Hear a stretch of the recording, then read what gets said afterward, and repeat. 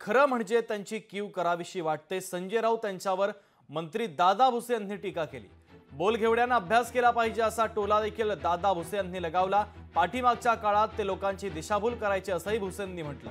आता जनता जनार्दन खोट्या भूलतापांना बळी पडू नये असं महत्त्वाचं आवाहन देखील दादा भुसे यांनी केलेलं आहे। खरं म्हणजे त्यांच्या अकलेची मला कीव करावीशी वाटते।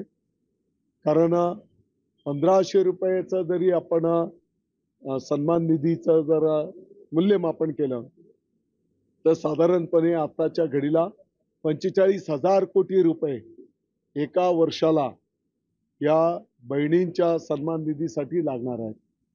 आणि मग जो बोलतोय बोलघेवडा तर त्याने याचा अभ्यास करायला पाहिजे की 10,000 रुपये दिल्याच्या नंतर किती निधी लागणार आहे, तेवढं महाराष्ट्राचं बजेट आहे का नुसते उचलायची जीभ आणि लावायची टाळूला।